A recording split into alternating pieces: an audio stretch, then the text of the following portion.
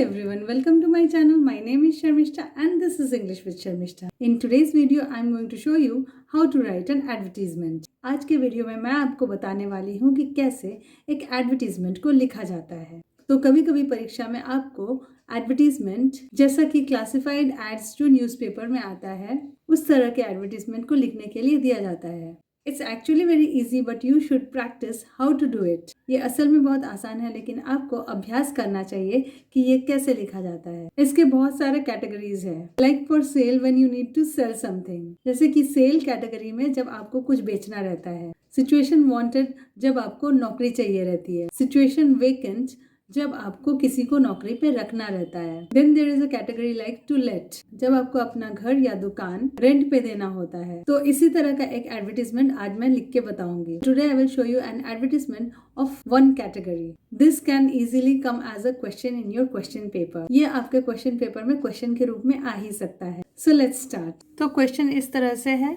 Suppose your brother has been admitted to a college. मान लीजिए आपके भाई ने एक कॉलेज में एडमिशन लिया है। He wishes to stay at nearby location as a paying guest. आसपास के किसी लोकेशन में पेइंग गेस्ट के रूप में वो रहना चाहता है। Draft an advertisement in not more than 50 words for him in the columns of an English daily. एक इंग्लिश के डेली न्यूज़पेपर में आप 50 वर्ड का एक एडवर्टीजमेंट लिखिए उसके लिए। इसमें आपको लिखना है कि अगर किसी को पेइंग गेस्ट के रूप में रहना है तो उसकी क्या क्या शर्तें हो सकती हैं। तो जो एडवर्टीजमेंट मैंने लिखा है वो ऐसा है, एकोमोडेशन वांटेड। एकोमोडेशन मतलब रहने की जगह, वांटेड मतलब चाहिए। तो ये उसका हेडिंग हो जाएगा ताकि पता चले कि किस विषय में ये एडवर्टीजमेंट है। A student of ABC college requires a paying guest accommodation with in 1 kilometre radius of the college. यहाँ पे कॉलेज का नाम मेंशन करना ज़रूरी नहीं है। यहाँ पे मैंने एबीसी कॉलेज लिख दिया है। एबीसी कॉलेज का एक छात्र है जिसको चाहिए, रिक्वायर्स वर्ड का यूज़ किया जाएगा हमेशा ही, एक पेइंग गेस्ट के रूप में एकोमोडेशन रहने की जगह। विद इन 1 किलोमीटर रेडियस मतलब कॉलेज के आसपास के 1 किलोमीटर के एरिया के अंदर। क्लीनलीनेस इज मैंडेटरी, जो रहने की जगह है वो साफ सुथरा होनी चाहिए।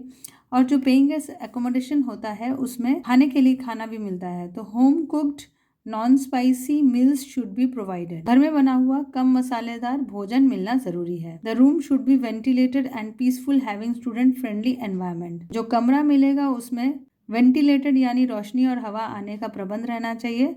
एंड पीसफुल मतलब थोड़ा शांतिपूर्ण माहौल भी चाहिए क्योंकि कोई छात्र वहाँ पे रहेगा तो वो पढ़ाई भी करेगा। हैविंग स्टूडेंट फ्रेंडली एनवायरनमेंट मतलब एक छात्र के रहने के लायक एनवायरनमेंट चाहिए। एनवायरनमेंट मतलब माहौल चाहिए। नीचे एड्रेस दिया रहेगा, कोई भी एक एड्रेस इमेजिनरी लिख दो और कॉन्टैक्ट नंबर दिया रहेगा। कॉन्टैक्ट नंबर को ऐसे क्रॉस करके लास्ट में कोई भी डिजिट लिख दो। तो ये है एक सिंपल सा एडवर्टीजमेंट जो मैंने लिखा है। इस तरह के कई एडवर्टीजमेंट के क्वेश्चंस तुम लोगों को ग्रामर के बुक में या क्वेश्चन बैंक के बुक में मिल जाएंगे जो तुमको प्रैक्टिस करना चाहिए। जितना अधिक आप इसको प्रैक्टिस करोगे उतना ही अधिक आप इसमें परफेक्ट हो जाओगे। So you saw how this kind of advertisement is written. तो आपने देखा कि कैसे इस तरह का एडवर्टीजमेंट लिखा जाता है। You have to use your imagination a lot. आपको अपनी कल्पना का उपयोग करना पड़ेगा। That's because in the question it will be only given that you have to write an ad in such and such situation.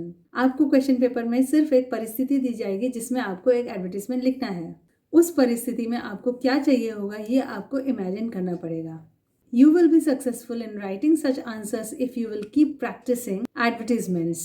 अगर आप एडवर्टीजमेंट्स के questions को प्रैक्टिस करते रहेंगे और इनको लिखने का अभ्यास करते रहेंगे तभी आप एडवर्टीजमेंट को अच्छे से परीक्षा में लिख पाएंगे। So that's all for my video today. I hope you found it useful. आज के मेरे वीडियो के लिए इतना ही। मुझे आशा है कि आपको ये उपयोगी लगी होगी। If you found it useful, do like it, share it and subscribe to my channel if you haven't already. अगर आपको ये उपयोगी लगी है तो आप इसको लाइक कीजिए, शेयर कीजिए और मेरे चैनल को सब्सक्राइब जरूर कीजिए अगर अभी तक सब्सक्राइब नहीं किया है। Keep reading, listening and practicing a lot of English. English को बहुत ज़्यादा पढ़ते, लिखते और अभ्यास करते रहिए। And do take a very good care of yourself till I come with my next video. Bye for today.